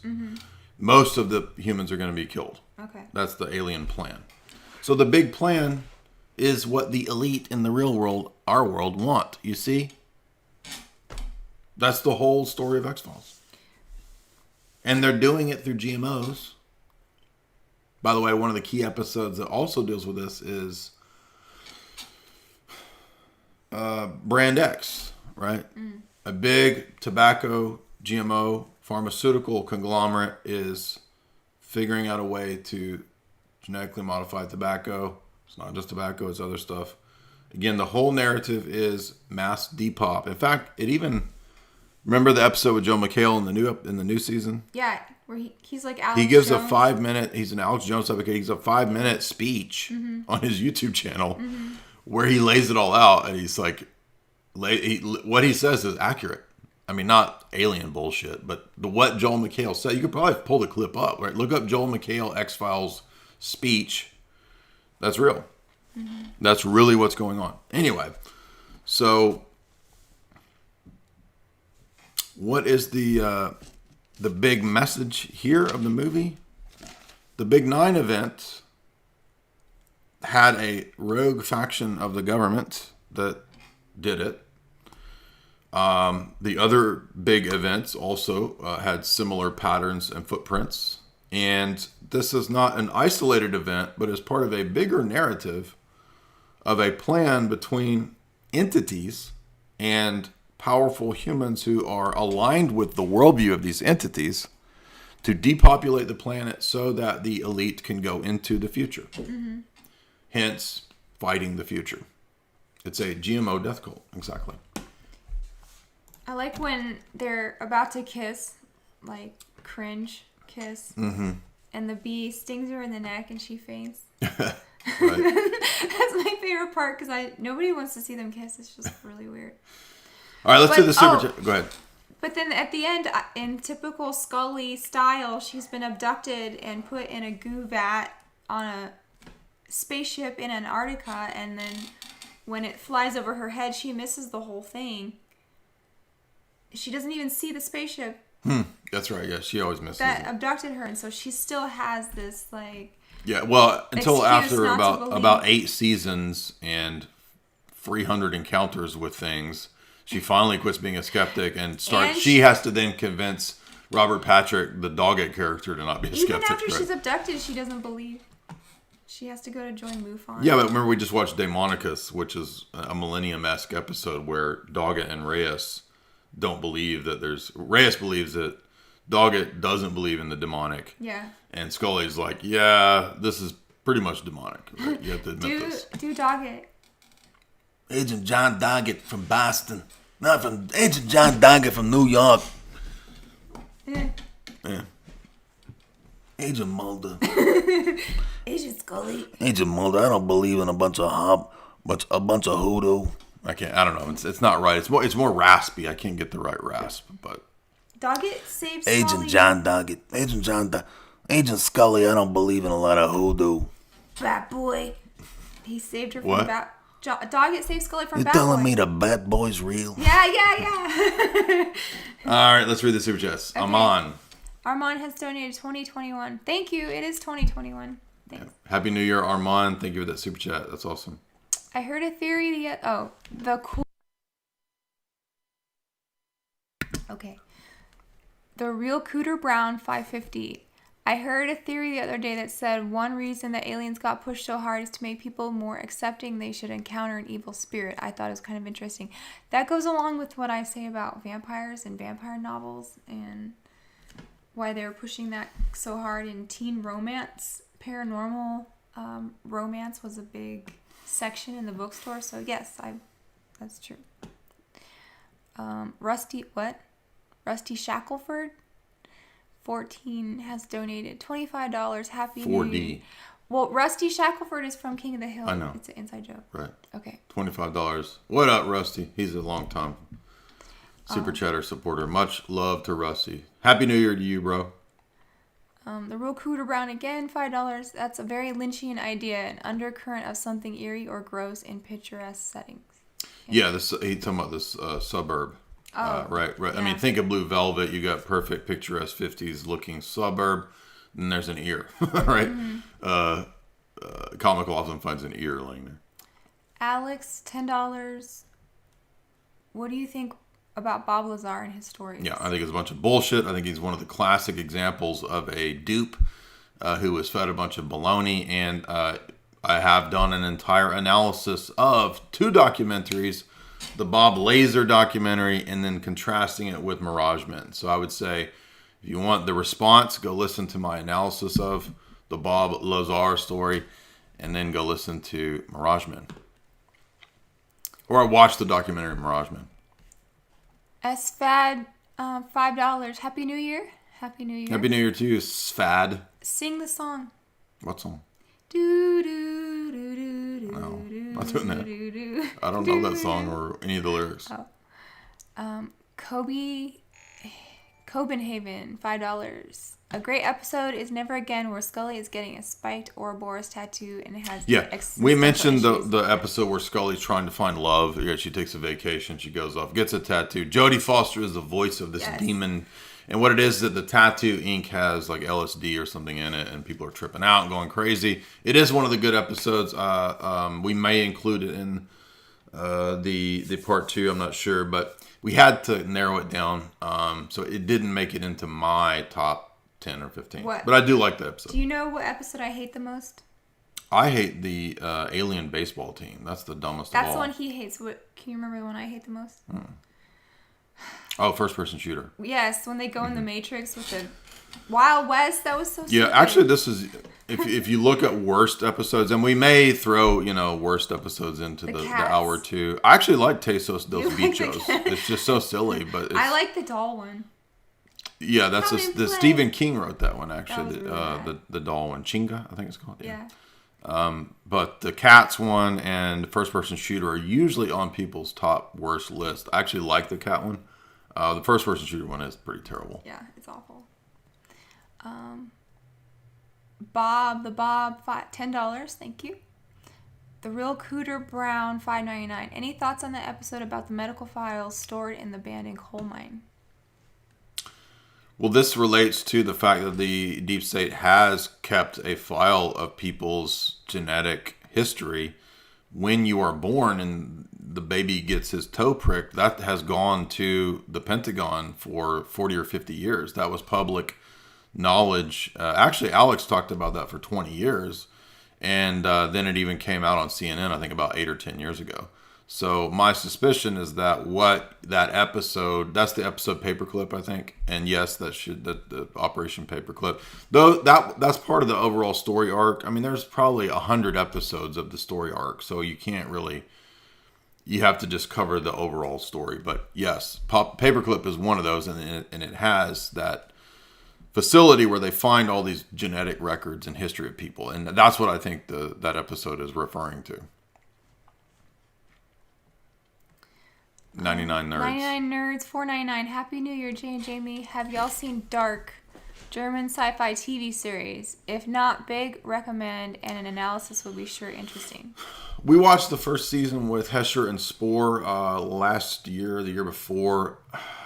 I was really into it in season 1. Season 2, it started getting on my nerves. I have a hard time liking these time loop things. They get on my nerves just because I've seen so many stupid time loop things. Maybe Dark gets a lot better. I'm willing to revisit it, give it another shot, but I mean, if you're pulling me in the season 1, I'm liking it, and then you go into this time loop crap, dude, I tune out. Sorry. But thank you. No. Noldor apologist. Oh, Noldor apologist. What $30. $30. Sorry for the question, not relevant to X-Files, but I was wondering, Jay, if you would ever plan on covering C.S. Lewis' Space Trilogy. I would love to hear your analysis of it. Also, Happy New Year to you and Jane. Thank you. Yes, we are going to do Narnia eventually and the Space Trilogy. It's just a matter of kind of like focusing the attention to doing that. I'm almost done with the first of the Space Trilogy. It's a lot of fun. I like it a lot. And yes, so eventually when I get done with it, because it's a Christian dystopia, right? I mean, that's, you know, we have these evil heathens like, Aldous Huxley who tell us what the dystopian fiction must be. Why have we not seen, people promoting the C.S. Lewis Space Trilogy, which is a Christian version of, right, science fiction and dystopia? So it definitely needs to be done, but thank you for that, Noldor apologist. Fat super chat, much appreciated. Whoa, look at this. It's a super chat off tonight.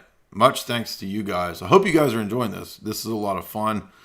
I think part 2 is going to be a lot of fun too, but you want to read the next one there? Ryan wins. Ryan wins $3. There was a Millennium comic book miniseries in 2015. Mulder was in it, so it was another crossover. It was way better and way more Millennium-like than the X-Files episode with Frank Black. The killer believes he is a comic book creator. He's writing a comic book with his murders. The killer believes he is a supervillain. The killer both loves and is repulsed by his mother. Right.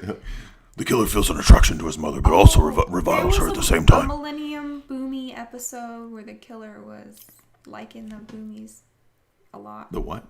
The Booms. Oh, yeah. That one was dumb. That was season 1. Yeah. Boomer. Yeah, I'm not a huge comic book fan anymore. I used to really be into comic books, but I was kind of tuned out because it's a really degenerate kind of social engineering world now. But I do appreciate that Ryan wins, and he sends another $5. You want to do the next one?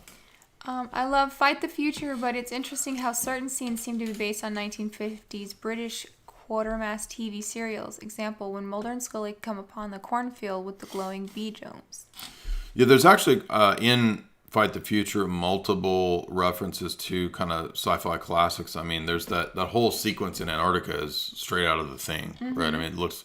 The sequences of when Scully's stuck in the goo is very H.R. Giger, aliens. I mean, there's a lot of nods and homage, and I have watched a couple Quatermass things. I'm not super up on it, but yes, I would not be surprised if those nods don't go, further back to. I mean, The Thing is an old 50s thing too. So Ryan again.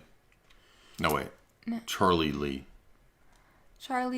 $3. Are you going to cover No Time to Die? It comes out in April. What do you make of it so far? I mean, I guess we covered all the other Daniel Craig installments. We might as well.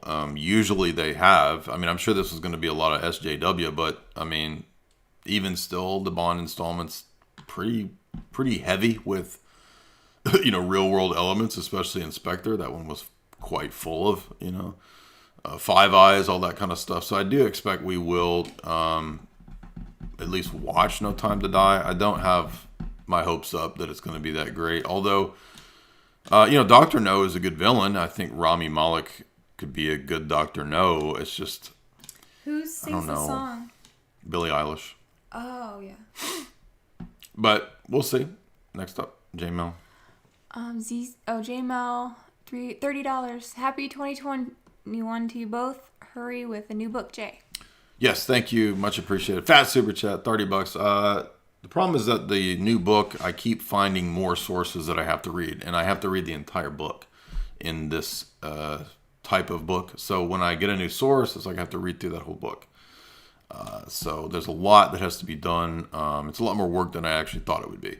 But that's actually good because the more I spend, right, researching, the better the book will be. But thank you for that. Fat super chat, that helps us keep going here. Zegrom, $50. Thank you. I keep hearing people say that old people cost too much to keep alive, aka Gil Bates.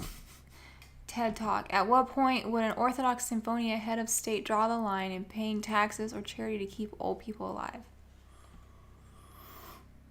Well, Paul has, in Paul's epistles, he talks about elderly people who are on the dole and not on the dole. So you have to have lived a good life and to be on the church dole. And that's why typically in the West, the state is not it's not the job of the state to always be this kind of welfare system. In Byzantium, yes, you could probably have something like that.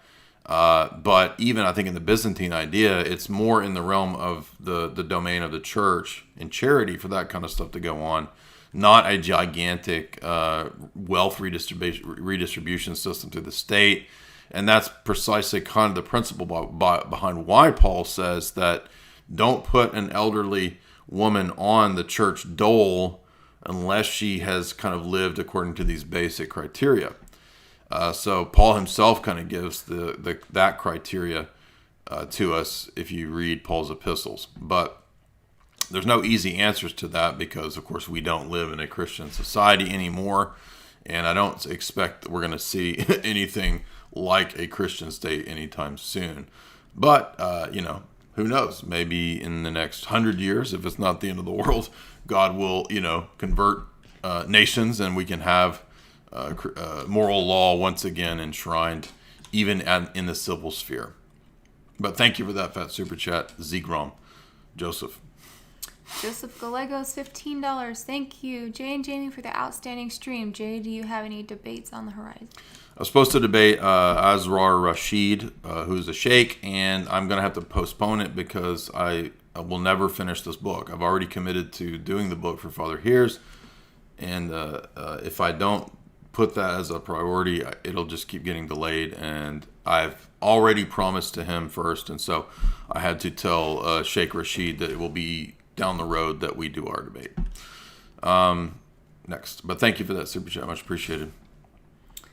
Nick Frierson, $10. My favorite episodes are In the Field Where I Died, the most poetic and beautiful program I've seen, and Beyond the Sea, an X-Files remake of The Exorcist 3 with the mighty Brad Dourif as Luther Boggs. Fantastic stream, guys. Thank you. I think those episodes are okay. They kind of hint at reincarnation. Obviously, Field Where I Died. Mulder's in love with this Civil War woman. I always say, can we watch that? Yeah, he says no. She likes it. I don't. I think it's dumb. I do like the cult element to it with the seven eyes and the lamb, right? That cult and the altars going on there. But Beyond the Sea is an overlooked episode, and if you remember, Brad Dourif is the guy that plays Grima Wormtongue. Remember? Yeah. And that is a great episode though, where he's really freaking Scully out by like telling Scully what's going on with her, right? I'm gonna read the next one, but thank you for that, Nick. Those are great episodes. Vibranium, $5. Love the show tonight. What is your take on novelist Dan Brown movies? It appears that the Da Vinci Code, Angels and Demons, and Inferno all contain esoteric meanings that I was not aware of until I discovered your lectures. Thanks, great show. Well, actually, funny you say that because I wrote a whole season 2 for Esoteric Hollywood. So I went all into, I had basically an entire second season, not Esoteric Hollywood, Hollywood Decoded. I had an entire season ready to go, and they didn't purchase the season 2. So one of those episodes was going to be all of those goofy Dan Brown stories, including Inferno. So I went and I watched all of those. I remember taking notes. Yeah, and we took notes, and I typed up all the notes for the show, and it never manifested. So actually, maybe I will dig up those notes, because Hollywood Decoded Season 2 is not going to get made, and we'll just do it on here. So that's a great idea. Maybe we should do that. But yes, I have seen all those. Yeah, Dan Brown is definitely a tool. I mean, that's just pop, Gnostic. Well, anytime Masonic you stuff. go to a Masonic temple, and I've been to a lot, They have his junk a there. Dan Brown display, or they have his books in the library. But he's definitely like, because in Angels and Demons, the Illuminati he purports is just one lone nut guy who wants to be the Pope, taking over. Yeah, I remember that. It's logo Ewan McGregor, isn't it? Yeah. In the movie? Yeah. So he is definitely a tool, and I hate his books. He's actually made fun of for how bad the writing is. I hate A lot of Robert people made. Langdon is the worst character of all literary history.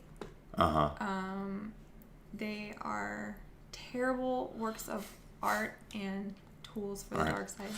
Todd Wood for $10, a longtime follower on Twitter. Shout out Todd Wood, much appreciated. He says his co-author Walt Bosley. I actually met Walt at the Secret Space Program conference, I think 5 years ago. That was actually the first speaking event I did, was when I did my talk on the Bond films at that event. You can watch that talk on YouTube, by the way. It's still there. And that's where I met Jay Widener. So that's where we kind of discussed doing the Hollywood Decoded TV show. And he points out for $10, says Walt Bosley is in the documentary Miragement. That's correct. That's exactly right. I forgot that. But thank you for reminding me of that, Todd Wood. Anything else you want to leave us with, Jamie? What's your overall analysis of X-Files? Do you agree with my take that it's more so about how we view the world through our paradigms, and we want to believe what we believe? Yeah, definitely. Most of the time. I mean, people do change their mind, but... Yeah. But even the extra characters like Krychek and them, they have their own like morality, or the informants guys have their own beliefs. Well, and you eventually... they humanize the cigarette smoking man quite a bit. I mean, he doesn't become a good guy, but over time you begin to see from his vantage point. Yeah. Right? They make him a failed writer. Whoa. They make him a guy who, couldn't live a normal life due to being recruited into Black Ops. You sympathize with them because in their narrative they had no choice. Like the aliens are like, work with us, we'll kill all of you, or you can... Well, no, that's why Musings of a Cigarette Smoking Man, you need to watch that one. Is one of the best episodes, because it